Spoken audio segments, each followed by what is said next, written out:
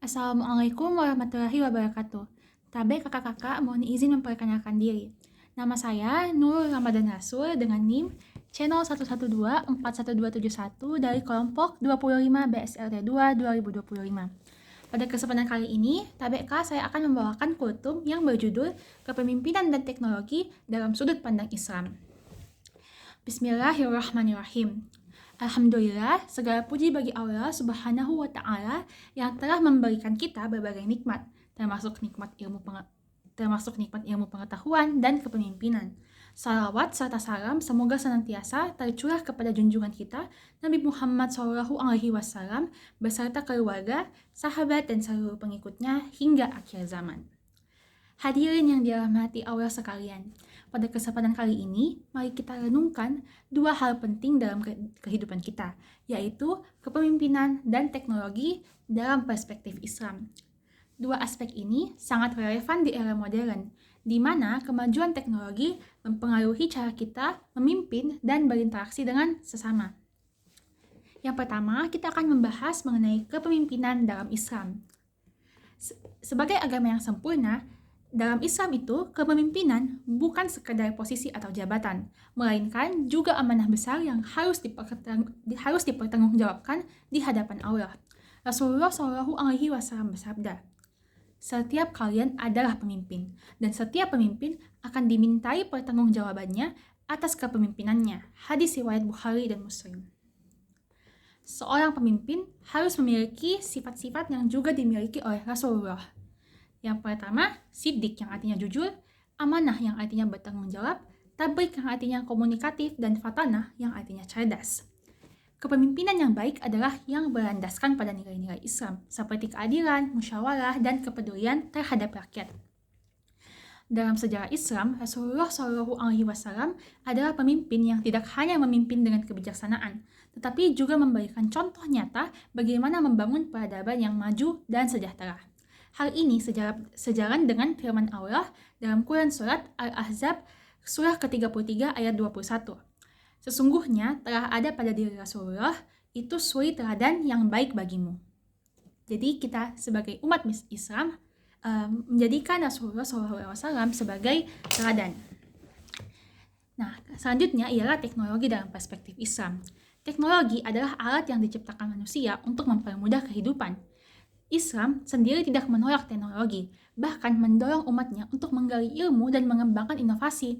Dalam Quran Surat Al-Anbiya surah ke-21 ayat 20, Allah Subhanahu wa Ta'ala itu menyebut bagaimana Nabi Daud diberikan keterampilan untuk membuat baju besi. Nah, baju besi ini sebagai bentuk kemajuan teknologi pada masanya. Nah, dalam pemanfaatan teknologi, Islam itu menekankan 3 prinsip utama. Yang pertama ialah tauhid, yaitu teknologi harus digunakan dalam rangka mendekatkan diri kepada Allah. Yang kedua, kemanfaatan. Teknologi harus memberikan manfaat bagi umat manusia dan bukan untuk merusak. Yang ketiga ialah etika. Penggunaan teknologi itu harus berdasarkan nilai-nilai moral dan syariah.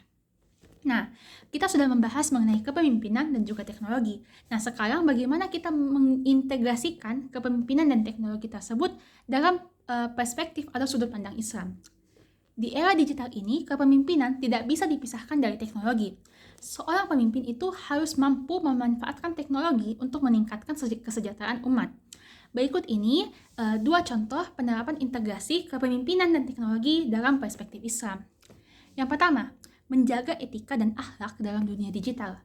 Dalam Islam, adab dan akhlak itu sangat ditekankan dalam setiap aspek kehidupan. Nah, tentu termasuk dalam dunia digital.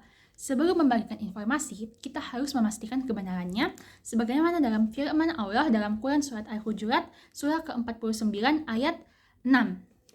Wahai orang-orang yang beriman, jika datang kepadamu seorang fasik membawa suatu berita, maka periksalah dengan teliti. Nah, ayat ini memberitahu bahwa kita harus melakukan tabayyun atau mengecek kembali agar tidak mudah tertipu oleh hoaks yang beredar di internet.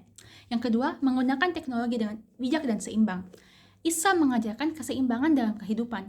Rasulullah SAW bersabda, "Sesungguhnya badanmu juga memiliki hak atasmu."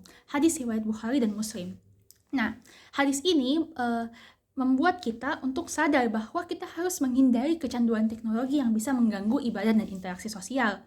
Karena badan kita juga itu memiliki hak atas kita sendiri. Kita harus itu mampu memimpin badan kita sendiri untuk bisa berbuat baik, untuk bisa melakukan hal-hal yang sudah menjadi kewajiban, bukan menggunakan teknologi untuk bersenang-senang selama berjam-jam lamanya. Nah, seperti itu. Jadi tadi ada dua integrasi kepemimpinan dan teknologi dalam perspektif Islam. Contoh yang pertama yakni menjaga etika dan akhlak dalam dunia digital, dan contoh yang kedua ialah menggunakan teknologi dengan bijak dan seimbang. Hadirin yang dimuliakan Allah, sebagai umat Islam, kita dituntut untuk menjadi pemimpin yang amanah dan bijaksana dalam menggunakan teknologi. Marilah kita berusaha menjadi khalifah di muka bumi yang mampu membawa manfaat bagi sesama. Semoga Allah memberikan kita kekuatan untuk menjadi pemimpin yang adil dan bertanggung jawab, serta mampu memanfaatkan teknologi dengan bijak. Amin ya rabbal alamin. Sekian dan terima kasih telah menyaksikan kultum saya. Semoga bermanfaat. Wabillahi taufiq wal inayah. Wassalamualaikum warahmatullahi wabarakatuh.